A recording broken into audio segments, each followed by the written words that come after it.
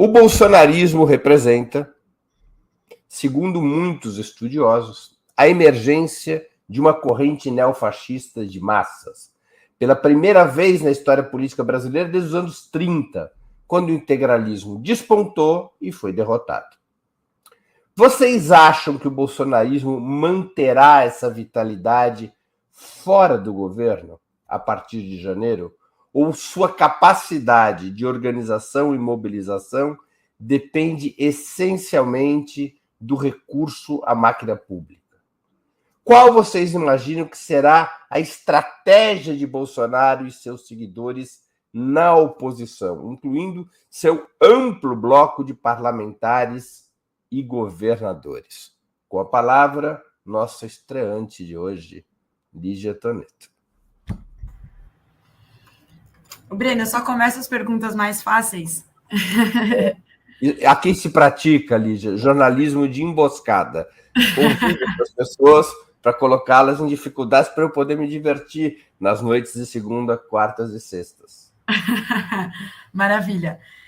Vamos lá, eu acho que a primeira coisa é que o bolsonarismo, ele, por mais que tenha tido uma estratégia que teve uma característica homogênea no governo, em algumas partes, né? Acho que tinha ali uma discussão da composição de qual eram os blocos e tal, mas a estratégia pública, ela era homogênea. Eu acho que hoje tem um enfraquecimento disso, sim. Eu acho que tem uma tendência do que são os próprios deputados da base do Bolsonaro, hoje já não tem uma posição exatamente homogênea, né? Você tem alguns deputados que são os mais radicais, que têm estimulado esses atos nos quartéis, que têm estimulado esses atos antidemocráticos, que têm pressionado, que foram quem teve força para pressionar a ação do Valdemar da Costa Neto.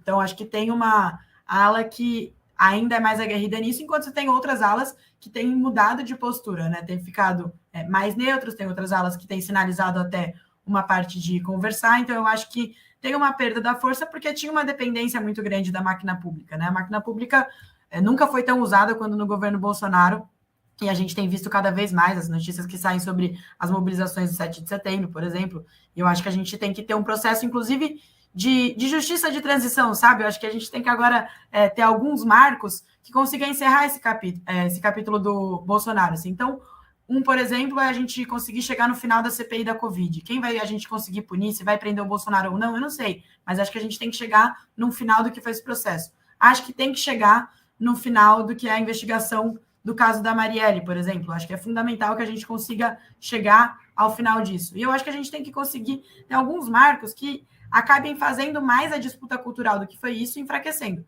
Eu acho que tem uma perda de apoio também de alguns desses atos que acabaram isolando. Tem muitas pessoas que, não, graças a Deus, eu imagino pelo menos, que não são 49% dos brasileiros que são fanáticos bolsonaristas que votaram nele. Tem uma parte que é, mas uma parte que não é, muito distante de estar com a gente ainda, é claro, muito distante de apoiar o governo, acho que vai ser oposição o tempo todo, até a gente conseguir melhorar de fato a vida no país, eu acho que isso angariar apoio, mas eu acho que é uma parte que ficou incomodada, assim, eu acho que tem segmentos que ficaram incomodados com o que foram essas mobilizações, não acha que esse é o caminho, não acha que contestar as eleições seja o caminho. Então eu acho que tem um espaço de disputa nisso. Eu acho que é natural que tenha um enfraquecimento sem a máquina pública. Agora, foi uma ideologia e foi uma disputa que eles fizeram que foi bem construída. Infelizmente, a gente percebeu que é maior do que a gente esperava, né? As eleições, eu fiz muita campanha de rua, acho que todo mundo aqui acompanhava isso, era muito duro, assim, tinham argumentos que chegava próximo da terra plana. Eu cheguei a ter uma conversa num bar com um cara que falou assim, o que o Bolsonaro... Ele falou, o Bolsonaro fez a transposição de São Francisco. Eu falei, mas é sério, estava 80% pronta. O cara falou, não, mas o que importa é acabar. Eu falei, mas então qual obra o Bolsonaro vai deixar para o próximo governo? Ele falou, não dá para começar a obra, porque começar a obra, o PT só começava a obra para roubar. Então é um negócio que você fala assim, como que eu vou discutir com a pessoa? A coisa mais importante é uma obra, mas ele não acha que nenhuma obra tem que ser começada. É literalmente engenheiro de obra pronta. Então eu acho que tem um grau de disputa que a gente vai ter que fazer que é duro e que ainda permanece o bolsonarismo. Mas eu acho que a gente tem espaço para fazer isso. Eu não acho que eles são a maioria do que vai ser a oposição. E eu acho que é uma disputa que a gente vai fazer através de política pública e cultural, de fato, conseguindo enraizar isso. Eu não acho que eles são uma força que amplamente e homogeneamente seja esse grau de radicalismo que os mais barulhentos são. Muito bem. Com a palavra, Vanessa Martina Silva. Esse é o tema, né? Bolsonarismo pós... Quer dizer, bolsonarismo pós-Bolsonaro, bolsonarismo na gestão Lula. Bom, primeiro, eu queria comentar a pergunta, né? Porque você diz, há quem considere esse movimento um neonazismo de massas. Eu me questiono muito com relação aos especialistas, aos analistas intelectuais, que não consideram esse movimento um movimento nazista, fascista, clássico. Não sei nem, eu questiono mais, eu acho mais válida a discussão se tem que usar o neo ou não, e eu acho que não tem que usar o neo, é fascista mesmo. Fascista como tal. E aí eu tenho acompanhado muito esse debate, aí uma galera dizia, não, porque tem que ter uma mobilização, tem que ter milícia armada, ou tem que ter isso. Então as pessoas esperavam que tivesse uma listinha e que fosse dando check. Se não tem todos os checks na listinha do que é o nazismo, então não é nazismo, então não é fascismo. A gente tem que checar tudo. 10 itens. Tem que fazer teste, aí você marca 10 itens. Se não marcar 10, não é. Não, cara, ele foi aprimorando e foi avançando nos métodos fascistas. Ele se apoderou do Estado. Mas o fascismo tem um componente nacional, o Bolsonaro não tem.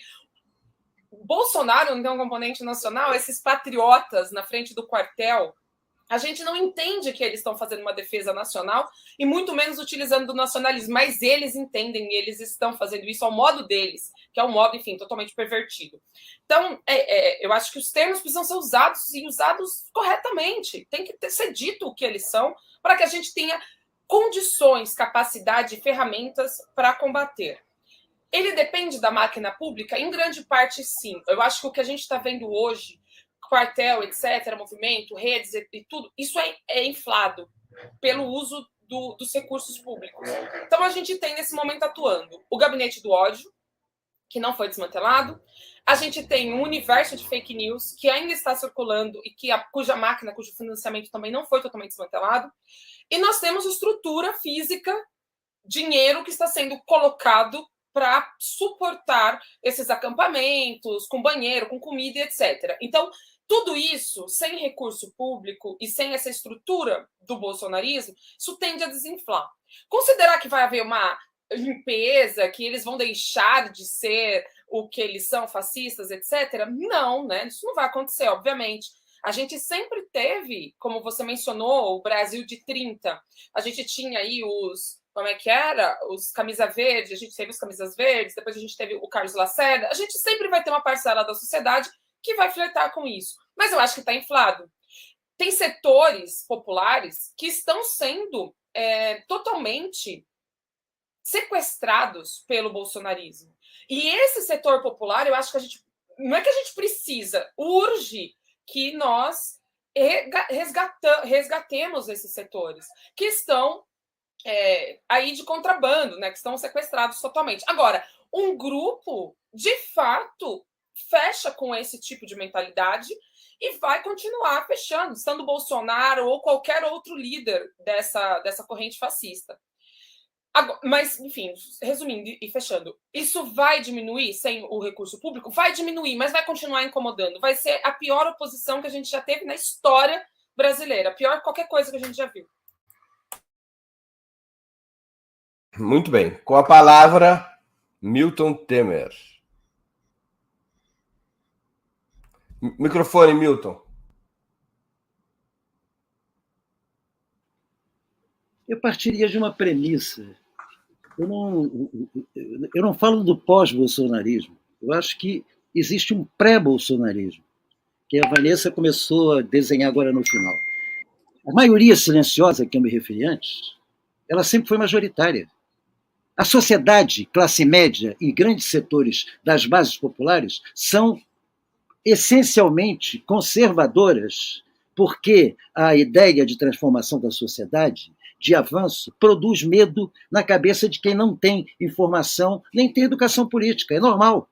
Maioria silenciosa sempre houve. O Congresso sempre foi majoritariamente de direita, no governo João Goulart, no governo Juscelino, no governo Lula.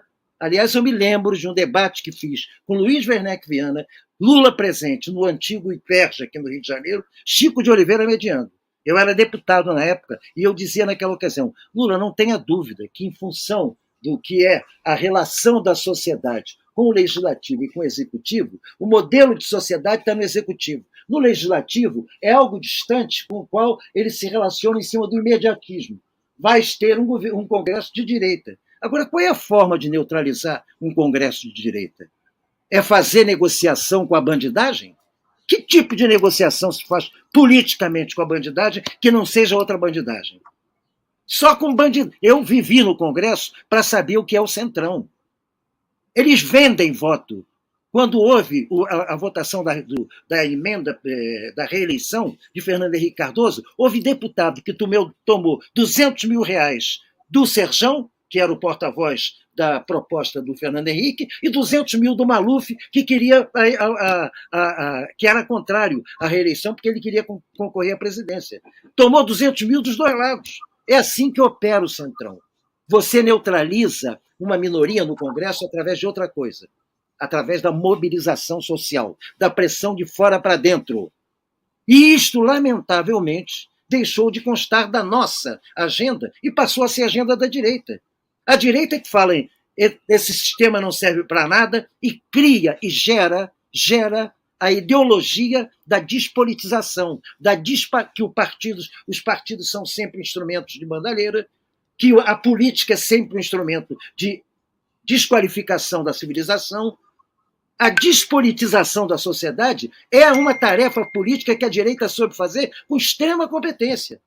O antissistema tinha que ser nosso, não da direita.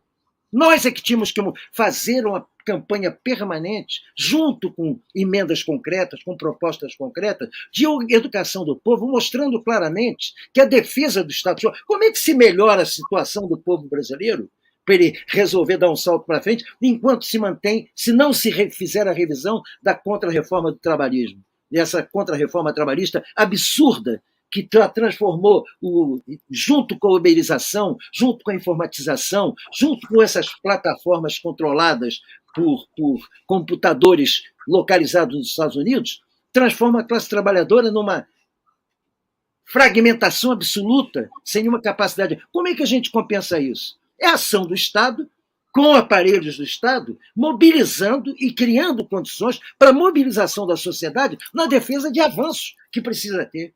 Isso o papel é do Estado.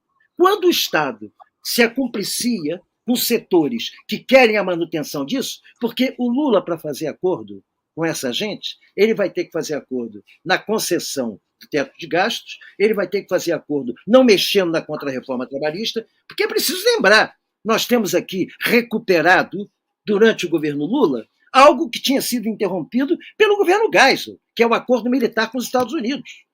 Isso é Brasil e Colômbia que tem, que é um absurdo isso hoje. Então, nós temos que tensionar para fazer com que o Lula não consiga... Porque se nós dissermos que o governo tem que ser isso, ele não tem por que nos ouvir. Ele se compõe, vai fazer o governo da direita, e não o governo que se espera de alguém que tem história de um fundador do Partido dos Trabalhadores, um partido classista, que se fundou com a ideia de que era um partido dos trabalhadores contra os patrões. Era essa a palavra de ordem. Então, objetivamente, nós temos que levar em conta hoje, eu fico pensando objetivamente no que a gente quer para o futuro. Futuro, para mim, é utopia, porque eu estou na reta final da última prorrogação. Eu penso na juventude.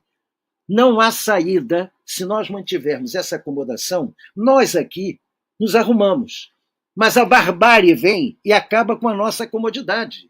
E a barbárie, porque quando nós conversamos entre nós estamos esquecendo da quantidade de gente que está dormindo na rua, desempregada, desesperada. Hoje houve mais um massacre de favela no Rio de Janeiro.